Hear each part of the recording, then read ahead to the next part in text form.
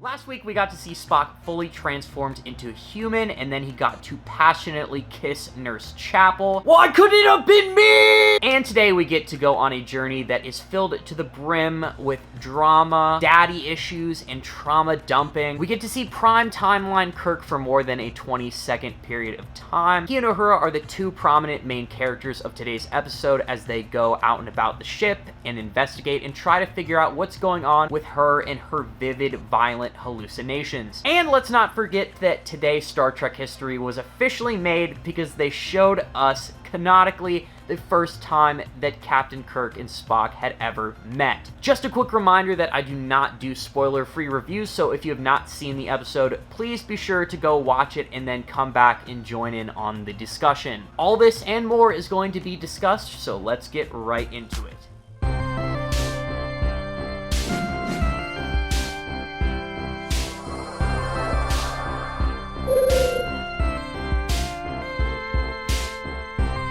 Season 2, Episode 6, Lost in Translation. This episode starts off with them finally addressing Hemmer's death and Pelia's long-winded transition to the ship's engineer, and I have just got to say, we're at Episode 6. It makes me a little bit sad, just knowing that there's only 4 episodes left of this really good series. Is anybody else feeling that it's a bit weird that we're just now getting to the topic of Chief Engineer? And it's got me thinking that the Rigel 7 episode was very inappropriately placed. That could have happened way later. If I'm to believe that everything is happening in chronological order, it's just a bit ridiculous that it's finally Episode 6 and we still haven't had Pelia do any real engineering. It seemed like this was her episode to transition into that position and actually get acquainted with all of the crew members. And is that really appropriate to be happening at Episode 6? If that's the case, they're definitely following in the footsteps of the next generation. But all that aside, Pelia is making this transition from Hemmer infinitely easier for me as a viewer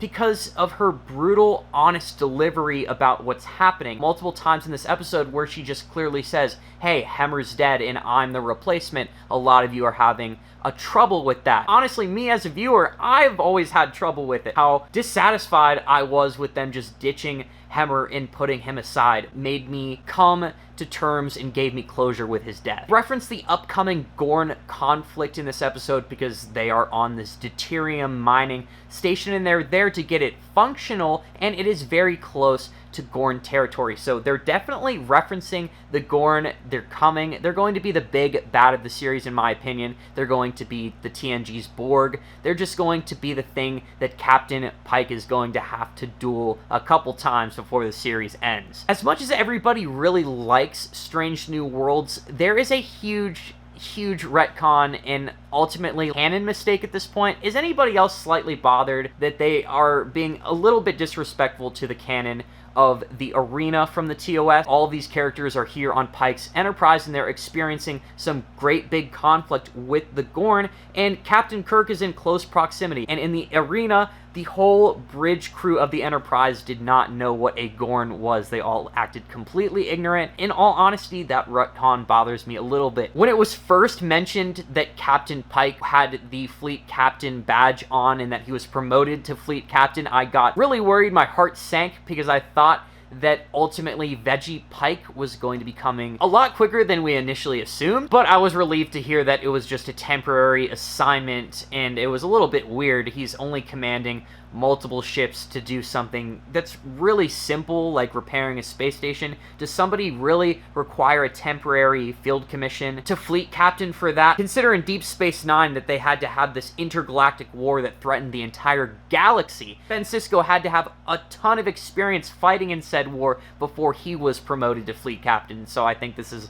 maybe a little bit silly. Also, with the mention of the Farragut and Lieutenant Kirk becoming the youngest first officer in the fleet, learning more about his father and them bringing the Kelvin into the main continuity a lot more, I'm really excited to see if we ever get to meet Captain Garevik, because we actually never get to see him in the TOS. We just get to hear him referenced about how he was Captain Kirk's previous commanding officer that was lost at the hands of that red cloud that was fought in the Obsession episode. We get to see Prime Timeline Kirk for the first time ever for more than 20 seconds, and he's definitely growing on me. Seems like he's just kind of an errand boy in the Strange New World setting. He just pops up every now and then to help the main cast out with their woes and their problems. So many things in this episode because it's from the perspective of Uhura just tripping balls, have you questioning what's real and what's not. Something that is very fried. I thought that this was not real and that she was just imagining all of this. When it was stipulated that Uhura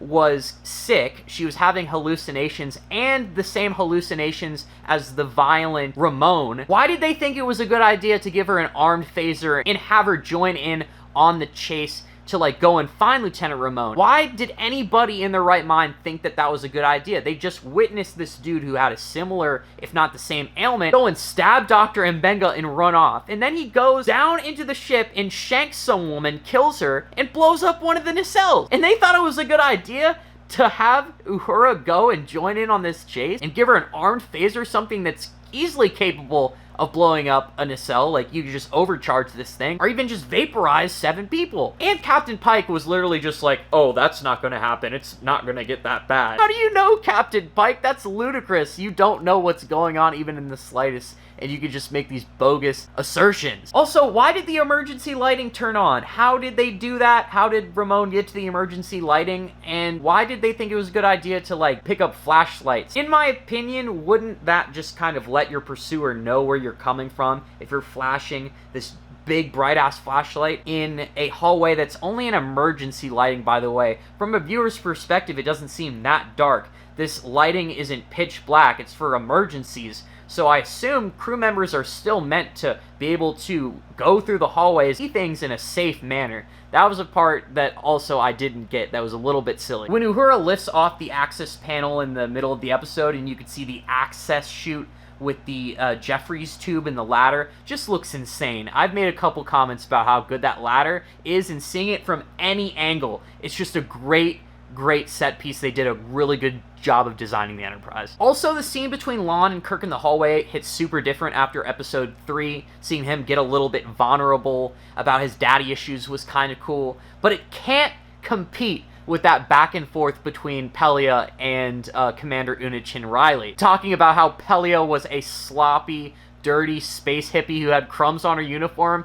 That was just so funny. The whole scene deserves a huge pat on the back, and has anybody else noticed about how, at this point, Unachin Riley is a great comic relief character? A very stark contrast to the other lineup of first officers, and I really like to see it when you compare it to the brashness of T'Pol and Kira, the confident, boyish swagger of Riker, and now we have Unachin Riley, who's just really competent, really cheerful all the time, and not only that, she's goofy and she's funny and unserious, and I love it. She is a great addition to the first officers lineup. We've never seen anything like her. I love her to death. Also, now that I'm thinking about it, what was Chakotay's personality traits other than him just kind of being Native American representation for the 90s, and he also really liked getting his crew members high? At around 38 minutes, I get that this episode's theme is probably trauma dumping. Uhura reveals that she can't face death properly after the traumatic loss of her family in a shuttle accident. This is where the only bad part of the episode is for me. After sharing her deep personal feelings and experiences with Lieutenant Kirk, I felt the scene overly dramatic, and something that I've become very nitpicky and sensitive to after watching seasons 3 and 4 of Discovery. You can definitely watch those seasons and say that there was way too much drama to the point where they were spamming it, and it just didn't really feel all that serious anymore. In a small 10-episode season, dramatic scenes like this, especially the one I just watched, can feel very stuffy. And this is the only time in the episode when Paul Wesley's performance as Captain Kirk really breaks immersion. When he's talking and trying to console Uhura, it doesn't really seem like a speech that Captain Kirk would give, nor did the delivery seem Captain Kirk worthy. So I just think that the scene could have been omitted. She didn't need to cry so much and trauma dump. It didn't need to be that awkward, and I just didn't like it until the scene was finally over and she made the realization and rushed to the bridge to help the aliens that wanted to communicate with her. It was just a copy of the plot of the fight from Voyager. Chakotay was also tripping in that episode from aliens that they couldn't see or communicate with, and they were just trying to communicate with Chakotay through very abrasive means. The ending of the episode, however, was special for so many reasons. I thought it was funny when they blew up the space station because it looked very large, like way bigger than the Enterprise, and it looked expensive. They were stressing. Captain Pike even looked at Uhura and was like, yo, are you sure? Are you positive? We have to blow this thing up because they're gonna be on my ass after this. But if bro trusts her with an arm phaser after all of that, then I guess he is also going to trust her when she says to blow up something very important and expensive. The scene between Sam and Lieutenant Kirk at the end was very good. It felt like a young Kirk there, and it was very funny how Sam ended the back and forth with, enjoy your stupid ship, I'll be here on the flagship, which is funny because in the near future, Captain Kirk will of course be captain of that flagship,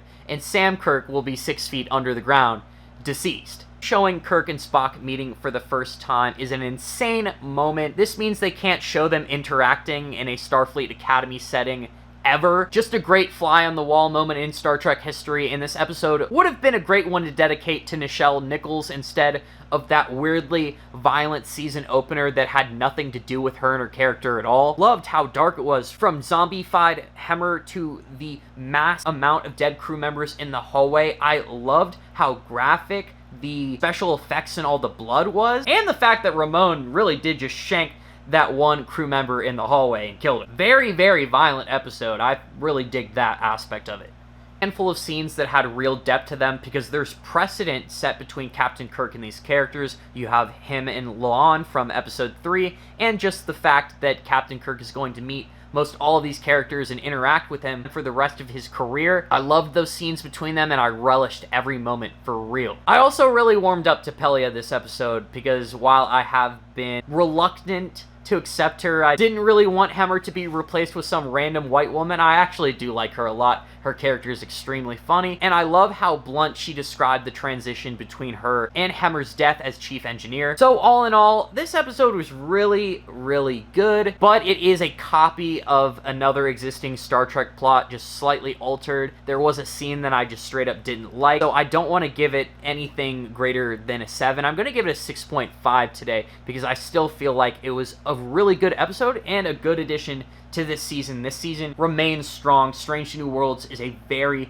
well-produced Star Trek show. It just looks really good. I like a lot of things that they are doing. With all that being said, what did you guys think of the first time really seeing Captain Kirk in Strange New Worlds? Is Paul Wesley growing on you? Do you think that he is going to be as good as Ethan Peck when it comes to reprising a very beloved role like this? If you enjoyed the video and if you like any of the content on the channel, I'd be very flattered if you were to subscribe. Once we get to 10,000 subscribers, I'm going to dress up as a Star Trek Xenos and do something very funny out in public. Please slap a like on the video if you enjoyed it, and please leave a comment down below. They're my favorite thing about YouTube. I love reading what you guys have to say and what you thought about the episode. Any comments are welcome. The more you leave, the happier I am. Hope you guys have a good rest of your week. Live long and prosper.